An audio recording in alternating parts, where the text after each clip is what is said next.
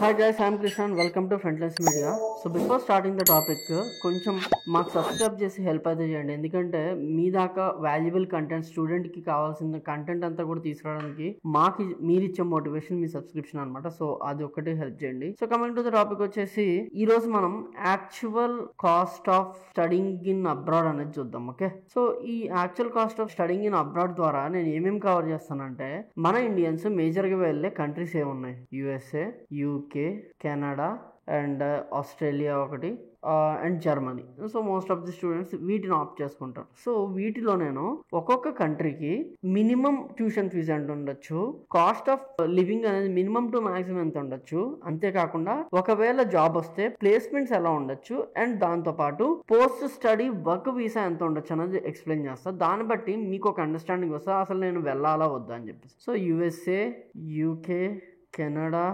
Australia, Germany, so ఇవి countries. And ఇక్కడ వచ్చేసి మనము ట్యూషన్ ఫీజు ఒకటి.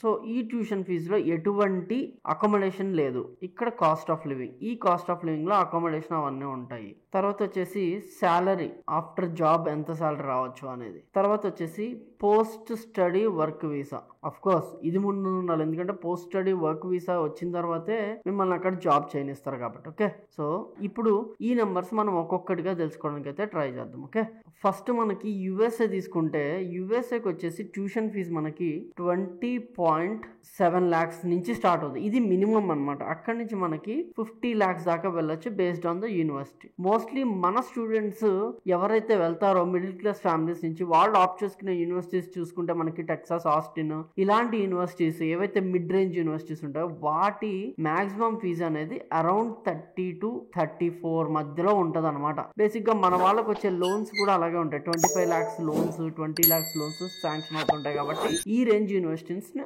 ఆప్ట్ చేసుకుంటున్నారు. అంటే మీకు 30 to 34 lakhs మధ్య యూనివర్సిటీ ఫీజు అనేది ఉండొచ్చు అనమాట. ఇది మీకు వచ్చే స్కాలర్షిప్స్ కూడా తీసేసి. నెక్స్ట్ కాస్ట్ ఆఫ్ లివింగ్ వచ్చేసి మనకి 13 lakhs నుంచి అప్రాక్సిమేట్లీ 16 lakhs వరకు అవ్వచ్చు బేస్డ్ ఆన్ యువర్ మీరు ఖర్చు పెట్టదని బట్టి. ఇది మీకు తెలిసిందే, కొంతమంది మందు తాగే వాళ్ళకి ఆబ్వియస్ గా ఎక్కువ అవుతుంది. సిగరెట్ లో మందు తాగుతానంటే ఆబ్వియస్ గా ఎక్కువ అవుతుంది. లేదు నేను కొంచెం బడ్జెట్ లో ఉంటాను అంటే 13 lakhs అయితే మినిమం అవుతుంది అండ్ 16 lakhs అయితే అవుతుంది అనమాట. తర్వాత మనకి ఇక్కడ పోస్ట్ స్టడీ వర్క్ వీసా గురించి మీకు తెలిసినట్లయితే అదర్ డిగ్రీస్ వాళ్ళందరికీ 1 year ఇస్తారు. స్టెమ్ డిగ్రీస్ అంటే ఏదైతే ఇంజనీరింగ్ స్టూడెంట్స్ వెళ్తారో సైన్స్, టెక్నాలజీ, ఇంజనీరింగ్ ఈ బ్యాక్గ్రౌండ్ వాళ్ళకి 3 years of post study work visa అనేది ఇస్తారనమాట. సో ఈ 3 years లో మనం జాబ్ తెచ్చుకోవాల్సి ఉంటుంది అండ్ ఆ job starting package minimum package అనేది మనకి 50 నుంచి 74 మధ్య ఉంటుంది. 74-75 మధ్య ఉంటుంది. మరి 74-50 ఖచ్చితంగా వస్తుంది అంటే ఇక్కడే ఒక కిటికీ ఉంది. అది ఏంటి అంటే most of the students consultancies ని అప్రోచ్ అవుతారు. ఈ కన్సల్టెన్సీస్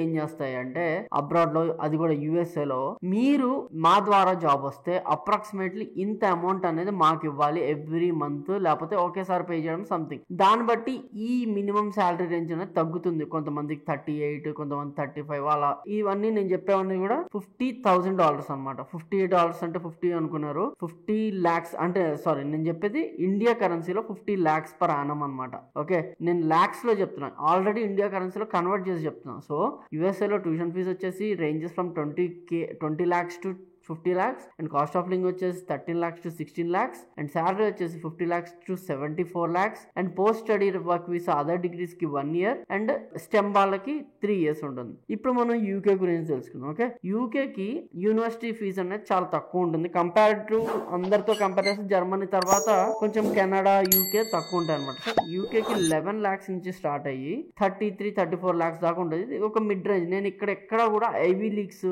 పెద్ద యూనివర్సిటీస్, ఆక్స్ఫర్డ్, కేంబ్రిడ్జ్ లాంటివి తీసుకోవడం. ఒక మిడిల్ క్లాస్ పర్సన్, ఒక యావరేజ్ స్టూడెంట్ ఏం ఆప్ట్ చేసుకుంటారు అనేది చెప్తున్నాను. So your university fee in UK will range from 11 lakhs to 33 lakhs అనమాట. అండ్ అకామిడేషన్ వచ్చేసి మనకి అకామిడేషన్ కాస్ట్ ఆఫ్ లివింగ్ వచ్చేసి 12 lakhs నుంచి చూస్తే 15 lakhs వరకు అవ్వచ్చు. మళ్ళీ చెప్పినట్టు మందు, సిగరెట్ తాగితే ఆ లెక్కలు వేరు ఉంటాయి అనమాట. And post studies work visa మనకి 2 years అంటే ఆఫ్టర్ మనకి ఏదైతే యూనివర్సిటీ ఉందో అది 2 years ఉంది. ఈ మధ్య దాన్ని కూడా ఎత్తేసే పరిస్థితి అయితే వచ్చింది అనమాట. సో ఇక్కడైతే మనం చూసుకోవాల్సిన పరిస్థితి ఉంది. తర్వాత శాలరీ రేంజ్ వచ్చేసి మనకి 31 lakhs నుంచి స్టార్ట్ చేస్తే 47 lakhs దాకా ఉంది. ఇది హయ్యర్ క్యాప్, ఇది లోయర్ క్యాప్.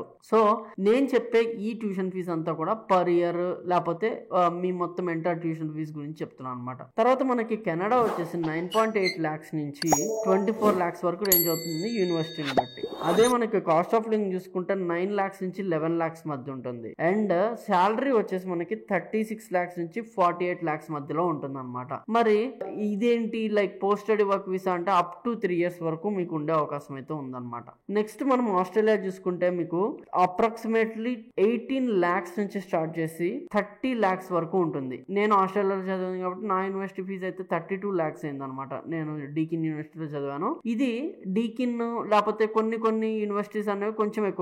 ఐ మీన్ ఇది నాకు మొత్తం కాస్ట్ ఆఫ్ లివింగ్ తో కలిపైంది. ఇది 2016లో లెక్కలు అనమాట. ఇప్పుడు ఖచ్చితంగా మారుంటాయి. అండ్ కాస్ట్ ఆఫ్ లివింగ్ వచ్చేసి మనకైతే ఇక్కడ 11 lakhs నుంచి 13 lakhs మధ్యలో అవ్వచ్చు అనమాట. అండ్ స్టార్టింగ్ ప్యాకేజ్ వచ్చేసి మనకి 38 lakhs నుంచి 49 lakhs వరకు ఉంటాయి. అండ్ నేను ఆస్ట్రేలియా చదివా కాబట్టి ఇక్కడ కూడా కన్సల్టెన్సీస్ అనేవి ఉన్నాయన్నమాట. వాళ్ళు కొంత అమౌంట్ ని హైర్ చేసినందుకైతే కంపెనీస్ పే చేయొచ్చు, లేదా మన ద్వారా కూడా తీసుకోవచ్చు. తర్వాత ఇక్కడ మనకి 2 to 4 years of temporary residence అని ఉంటుంది. There are many ways. నేనైతే 4 years తీసుకున్నాను అనమాట. అండ్ కొంతమందికి 3 years కూడా వచ్చింది. అదేంటంటే అది ఏ పద్ధతిలో వాళ్ళు సెలెక్ట్ చేస్తారు అనేది మాకైతే అప్పట్లో తెలిసేది కాదు. బట్ ఇప్పుడు కూడా అది ఒక క్వశ్చన్ మనకి ఎలా వెళ్తుంది అనేది మాకైతే తెలియదు అనమాట. బట్ 2 to 4 years మధ్య రేంజ్ అవుతుంది. దెన్ జర్మనీ వచ్చేసి మనకి మినిమం 2 lakhs నుంచి స్టార్ట్ చేసి 10 lakhs లోపు అయిపోతుంది. ఏంటి అంటే జర్మన్ లో ఎడ్యుకేషన్ అనేది free if you know German language, but minimum fee అనేది అయితే ఉంటుంది అనమాట. తర్వాత మనకి కాస్ట్ ఆఫ్ లివింగ్ వచ్చేసి 9 lakhs నుంచి 10 lakhs మధ్యలో అవుతుంది అనమాట, కొంచెం మోడరేట్ గా మనం బతికినట్లయితే. And salary ranges from 31 lakhs to 54 lakhs అయితే ఉంటుంది అనమాట. మోస్ట్లీ మెకానికల్ గ్రాడ్యుయేట్స్ కి ఇక్కడ కొంచెం ఎక్కువ ఆపర్చునిటీస్ అనేవి ఉంటాయి. And 18 months of job searching period అయితే మీకు ఇస్తారు. ఈ 18 months లో మీరు జాబ్ తెచ్చుకుంటే ఉంటారు, లేకపోతే మీరు డిపోర్ట్ అయిపోతారు అనమాట. సో ఈ రకంగా ఉంటాయి. సో దీన్ని మనం దృష్టిలో పెట్టుకుని ఇప్పుడు మనం ఏం ఆలోచించాలంటే, నేను ఇలాంటి సమయాల్లో అబ్రాడ్ వెళ్ళడం కరెక్టేనా అనేది మనం చూసుకున్నట్లయితే, మీ ఇన్వెస్ట్మెంట్ కి రిటర్న్స్ వెంటనే వస్తాయా అంటే మీరు అప్రాక్సిమేట్లీ ఒక యావరేజ్ లెక్క ఇక్కడ వేసుకుంటే ఒక అబ్రాడ్ ఎడ్యుకేషన్ కి మీరు ఖర్చు పెట్టేది మీ యాన్యువల్ ఫీజు అన్ని కలిపి 40 lakhs వరకు ఖర్చు పెడతారు. 40 lakhs ఇస్ ద బేస్ అనమాట. I mean me cost of living అన్ని కలిపి 40 lakhs ప్లస్ అయితే అవుతుంది. మరి మీకు వెంటనే జాబ్ వస్తుందంటే లేదు. మీరు మళ్ళీ పార్ట్ టైమ్స్ ఇలాంటివి చేసుకుంటూ ఉంటారు.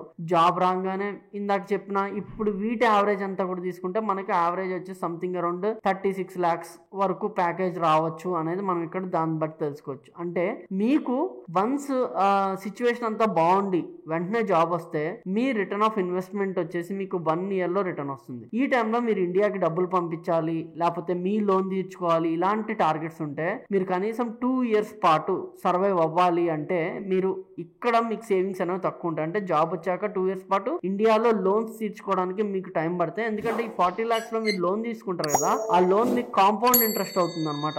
కాంపౌండ్ ఇంట్రెస్ట్ అంటే ఫర్ ఎగ్జాంపుల్ మీరు 20 తీసుకుంటే విల్ బి పేయింగ్ అరౌండ్ 35 నుంచి 38 దాకా మీరు పే చేస్తూ ఉంటారు అనమాట. సో అదంతా కూడా పైన ఇంట్రెస్ట్. సో ఆ ఇంట్రెస్ట్ అంతా చూసుకుంటే మీరు మీ లోన్ ని రీపే చేసి ఇండియాలో కొంచెం బెటర్ గా సెటిల్ అవ్వాలి అంటే approximately it will take you around 2 to 3 years అనుకోవచ్చు. 3 years అనుకోవచ్చు. ఈ 3 years పాటు మీరు సస్టైన్ అవ్వగలను, ఇండియాలో మా పేరెంట్స్ భరోసాగానే ఉంటారు, వాళ్ళు జాగ్రత్తగా ఉంటారు అన్న కాన్ఫిడెన్స్ మీకుంటే yes you can go to abroad. And దాంతో పాటు సిచ్యువేషన్స్ కూడా డిమాండ్ చేయాలి. ఫర్ ఎగ్జాంపుల్ ఇప్పుడు యూఎస్ఏ లో సిచ్యువేషన్స్ బాగాలేవు, ఫర్దర్ గా ఎలా ఉంటాయో తెలియదు. సో సిచ్యువేషన్స్ బట్టి ఏ ఇంటెక్కి వెళ్తే మంచిది, ఏ ఇంటెక్కి వెళ్ళకపోతే మంచిది, ఏ కంట్రీ చూస్ చేసుకుంటే మంచిది, ఏ కంట్రీ చూస్ చేసుకోకుంటే మంచిది, ఇవన్నీ కూడా మనం తెలుసుకోవాల్సిన అవసరం అయితే ఉంది. ఇవన్నీ చేయాలంటే అఫ్ కోర్స్ ఇంకొక పెద్ద వీడియో అయితే అయిపోతుంది అనమాట. ఫర్దర్ గా అయితే నేను ఈ వీడియో చేయడానికి అయితే ట్రై చేస్తాను. ఒకవేళ మీకు ఇంట్రెస్ట్ ఉంటే కామెంట్ చేయండి. దాంతో పాటు ఇక్కడ మీకు మొత్తం డీటెయిల్ ఉంది. ఈ డేటా మొత్తం కావాలి అంటే నేను మన టెలిగ్రామ్ లో గ్రూప్ లో అయితే పోస్ట్ చేస్తాను.